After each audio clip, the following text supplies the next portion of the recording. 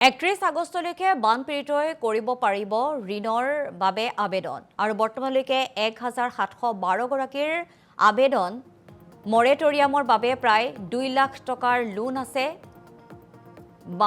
বান বিধ্বস্ত 4খনকৈ জিলাত 6 মাহ বা 1 বছৰৰ বাবে ল'ব পাৰিব মৰেটৰিয়াম। এই কথা ইতিমধ্যে উল্লেখ কৰিছে মুখ্যমন্ত্ৰী ডক্টৰ হিমন্ত বিশ্ব শৰ্মাই। 31 আগষ্টলৈকে যিসকলে বেংকৰ লোন ঘূৰাই দিয়াৰ বাবে 6 মাহ বা এবছৰৰ মৰেটৰিয়াম ল'ব খোজে তেওঁলোকৰ সময় 31 আগষ্টলৈকে আছে।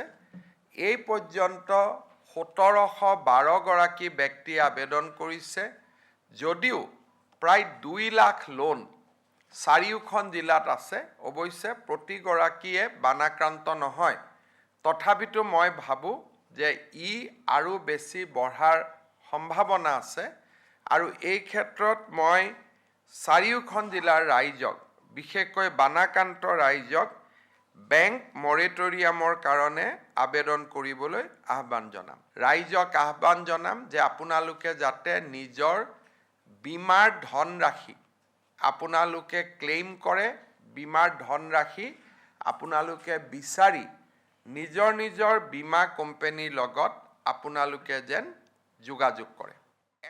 31 আগষ্টলৈকে বানপীড়িতই কৰিব পাৰিব ঋণৰ বাবে আবেদন আৰু বৰ্তমানলৈকে 1712 গৰাকীৰ আবেদন মৰেটৰিয়ামৰ বাবে প্ৰায় 2 লাখ টকাৰ লোন আছে। বান বিধ্বস্ত 4খনকৈ জিলাত 6 মাহ বা 1 বছৰৰ বাবে ল'ব পাৰিব মৰেটৰিয়াম। এই কথা ইতিমধ্যে উল্লেখ কৰিছে মুখ্যমন্ত্ৰী ডক্টৰ হিমন্ত বিশ্ব শৰ্মাই। 31 আগষ্টলৈকে যিসকলে বেংকৰ লোন ঘূৰাই দিয়াৰ বাবে 6 মাহ বা এবছৰৰ মৰেটৰিয়াম ল'ব খোজে তেওঁলোকৰ সময় 31 আগষ্টলৈকে আছে। এই পৰ্যন্ত 1712 গৰাকী ব্যক্তি আবেদন কৰিছে যদিও প্ৰায় 2 লাখ লোন 4খন জিলাত আছে।